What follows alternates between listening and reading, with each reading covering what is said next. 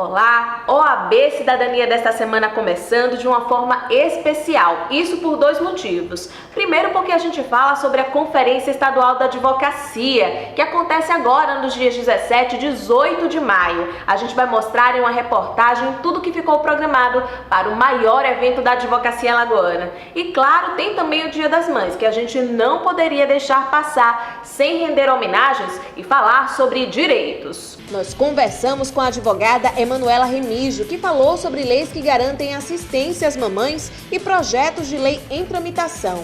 Tem também entrevista especial no quadro Conversando com Ela, com a presidente do Instituto Amor 21, falando sobre mães de bebês com síndrome de Down, como enfrentar o diagnóstico e exercitar a potencialidade dos filhos. Tem ainda os quadros Minuto Prerrogativas, Agenda ESA, Giro da Semana, Notícias do Conselho e OAB Tira Dúvidas. É agora, no OAB Cidadania.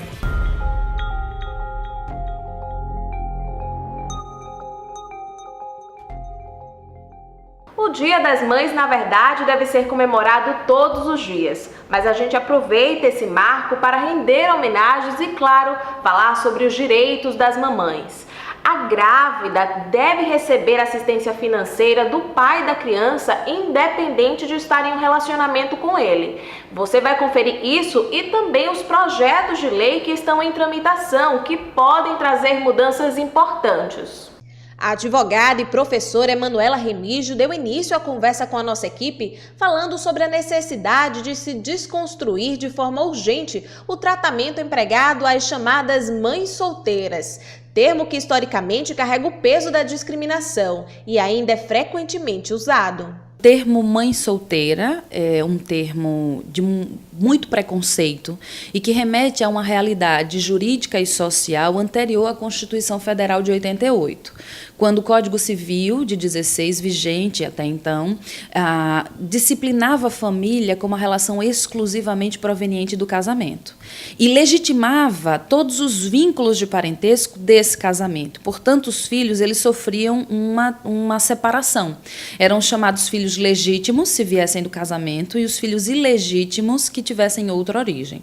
Portanto, as mulheres que sozinha passavam a criar seus filhos, elas iam ser marcadas pela sociedade, pelo Estado Civil. E ser mãe não é Estado Civil, assim como ser pai, não é? A maternidade e a paternidade constituem uma relação de responsabilidade, compromisso, afeto, envolvimento, mas não é um Estado civil.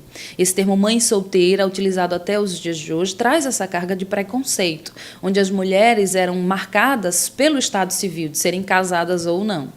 Hoje, essa família, já desde 88, é o que nós chamamos de família monoparental, que é a família constituída por qualquer dos pais e seus descendentes. E pode ser formada não só pela mãe com seus filhos, mas na realidade dos dias contemporâneos nós temos o pai com os filhos, o avô com os netos, a avó com os netos, enfim, é um núcleo que cresceu imensamente. Emanuela Remígio falou com preocupação sobre os projetos em tramitação no Brasil que tem como foco a delimitação do conceito familiar. Um dos projetos, o chamado Estatuto da Família, exclui do conceito as relações formadas por casais homoafetivos, ou seja, um casal formado por duas mulheres com filhos não formaria um núcleo familiar. O projeto de lei que foi aprovado é o que se chama Estatuto da Família. Esse projeto de lei ele tem um caráter bem direcionado. Na verdade, a intenção é restringir o conceito de família, que em 88 deu um caráter inclusivo. Esse projeto de lei ele quer restringir isso daí para um modelo bastante engessado, porque ele traz por conceito de família a unidade formada por um homem e uma mulher, seja pelo casamento ou a união estável, alcançando tão somente as unidades formadas por qualquer dos pais e seus descendentes. E a partir daí, portanto, acaba afastando diversas outras realidades que nós temos no Brasil. Na verdade, o Estatuto da Família se defende que ele nasceu com esse caráter discriminatório às relações homoafetivas. A entidade formada pelo casal do par igual, dois homens, duas mulheres, com filhos, sem filhos, estariam completamente afastados por este conceito. Outro projeto em tramitação no Senado pode trazer grandes benefícios para as mães em caso de aprovação. A proposta visa possibilitar o saque do FGTS para mães trabalhadoras responsáveis pelo sustento da família, atendendo a mães que cuidam dos filhos sozinhas, viúvas ou com marido desempregado. A Lei dos Alimentos Gravídicos, ela busca que esse suposto pai possa assistir materialmente a criança já do período da gestação. Uma vez que a maternidade está ligada biologicamente a essa formação da mulher carregar os 9 meses, existe uma máxima na sociedade, muito usada no meio jurídico, de dizer que a mãe é certa e o pai se investiga. E, portanto, a nossa sociedade sempre teve um caráter de dar ao homem a possibilidade de ser ou não pai. Isso é um preconceito, né? Inclusive de controle de sexualidade feminina. Portanto, o encargo da maternidade durante a gravidez é sempre jogada à mulher, né? De uma forma, inclusive, obrigatória. E ao homem não, é dado a ele essa possibilidade. O que o judiciário, o que essa legislação busca? Que esse suposto pai, ele possa assistir materialmente, porque a formação do filho já é desde a gestação. A gestação já exige cuidados materiais, assistência médica, muitas vezes de alimentação específica, e que não é um encargo exclusivo da mulher, porque um filho não se faz só, não é? Quando o filho é pelos mecanismos naturais da cópula sexual, você tem a participação de 2 sujeitos, e, portanto, a responsabilidade deve ser dividida. Então, esse suposto pai, ele pode ser obrigado já a auxiliar esse possível filho durante a gestação. Mas os direitos das mães não existem apenas depois que os filhos nascem. Você sabia que a grávida tem por lei o direito de ter assistência financeira do pai do bebê, ainda que não tenha um relacionamento com ele? A Lei dos Alimentos Gravídicos foi aprovada e entrou em vigor ainda em 2008. A advogada explica. Veja, as famílias chefiadas por mulheres no Brasil nos últimos 10 anos triplicou. Então, é uma realidade presente, é uma realidade visível, mas muito pouco contemplada, inclusive, não só pela legislação. A legislação brasileira ainda é preconceituosa quanto à mulher, e inclusive as famílias chefiadas por mulheres. Mas também pelos projetos, iniciativas públicas, políticas públicas ainda não abrangem com o número necessário a essa realidade da casa mantida pela mulher. Essas são iniciativas, na verdade, que tentam contemplar essas realidades, são políticas financeiras e econômicas, né, do nosso Estado, para, de alguma forma, satisfazer e dar algum amparo a essas mulheres, a essas casas dessas mulheres. Vale dizer que a nossa realidade profissional ainda também é um ambiente de muito preconceito para a mulher. Portanto, a mulher, por exemplo, que é mãe, para ela, quando ela sai do mercado de trabalho, para ela voltar é muito mais difícil. A mulher que está grávida ou a mulher a ser contratada pela possibilidade da gravidez já sofre naturalmente uma resistência maior, diferente do homem. Portanto, são políticas e iniciativas econômicas que tentam talvez equilibrar essas diferenças, que são diferenças palpáveis na nossa sociedade. Daqui a pouco a gente continua falando sobre o Dia das Mães com o quadro Conversando com Ela, onde a presidente da OAB Alagoas, Fernanda Marinella, recebe a presidente do Instituto Amor 21. Só que agora a gente fala sobre outro assunto extremamente importante, que é a aproximação da 11ª Conferência Estadual da Advocacia. Você vai conferir agora tudo o que ficou programado para o maior evento da advocacia alagoana. Com o tema Em Defesa dos Direitos Fundamentais, Pilares da Democracia, Conquistas da Cidadania, a 11ª Conferência Estadual da Advocacia, que acontece nos dias 17 e 18 de maio, foi construída com muito cuidado para ter em sua programação discussões importantíssimas e atuais, contribuindo com avanços não só para o meio jurídico, e sim para toda a sociedade. A presidente da OAB Alagoas, Fernanda Marinella, destacou o alinhamento com a Conferência Nacional e lembrou que as deliberações de Alagoas serão encaminhadas ao Conselho. A Conferência Estadual, na verdade, é um evento regimental, é um evento que normalmente antecede a Conferência Nacional da Advocacia Brasileira, que será em novembro. Então, o ideal é que a gente faça o evento antes dela, porque nós vamos debater temas no âmbito estadual que serão levados para o âmbito nacional. Então, primeiro, o tema da conferência, o eixo central da conferência é o mesmo da Conferência Nacional. Então, nós vamos falar de direitos fundamentais, de garantias fundamentais, de democracia, de cidadania, de Constituição. Então, o momento, na verdade, é alinhar todos esses direitos de acordo com o ordenamento constitucional. Para definir o encaminhamento de cada painel com seus temas e palestrantes, a OAB Alagoas contou com uma comissão temária. A partir dos eixos da conferência, nós passamos então a convidar os nossos palestrantes, que são palestrantes bem conceituados, palestrantes que têm livros publicados, que têm também uma grande contribuição para a advocacia brasileira, para a advocacia alagoana, e esses nomes então vão trazer temas muito atuais para que todos os advogados, toda a sociedade acadêmica, a sociedade jurídica possam então se atualizar, se aprofundar e ganhar novas informações. No primeiro dia do evento, autoridades, advogados e estudantes de direito irão poder acompanhar a palestra do advogado Nabor Bulhões, com a temática Garantia de Defesa em Tempos de Lava Jato.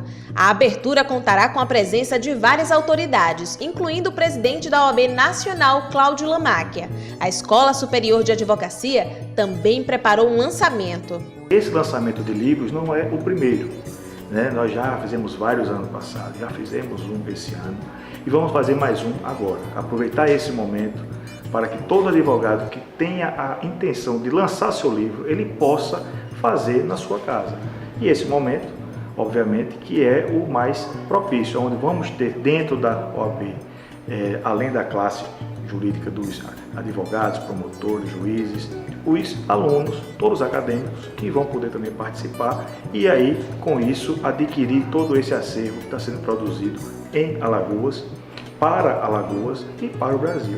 No segundo dia da conferência, o primeiro painel terá as palestras Óbices ao Acesso à Justiça impostos pelo sistema jurídico brasileiro, ministrada pelo conselheiro federal da OAB Alagoas, Raimundo Palmeira. Sigilo de dados e tributação, com o presidente da Associação dos Tributaristas de Alagoas, Gustavo Carvalho.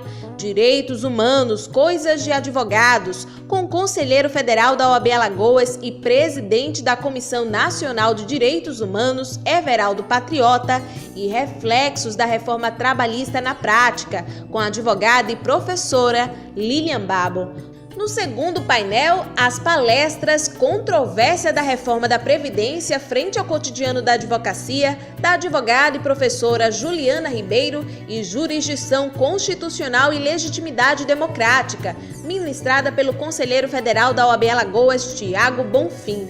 No terceiro painel do dia, Prerrogativas e Atuação do CNJ, é o tema abordado por Valdetário Monteiro, conselheiro federal da OAB Ceará, e o sistema de precedentes no novo CPC e o exercício da advocacia é o tema escolhido pelo conselheiro do CNJ, Henrique de Almeida Ávila. No painel 4 haverá palestras do advogado e consultor jurídico Bruno Miragem, que trará para o público uma discussão sobre direito do consumidor e os desafios da atualidade, e com o promotor de justiça Renato Brasileiro, com o tema Novas Teses Defensivas no Processo Penal. No painel 5, os participantes terão como palestrantes o advogado e professor Valério Mazzuoli, com o tema Tendências e Desafios do Controle de Convencionalidade das Leis no Brasil, e o desembargador do TRF da 5ª Região, Rubens Canuto, falando sobre o novo CPC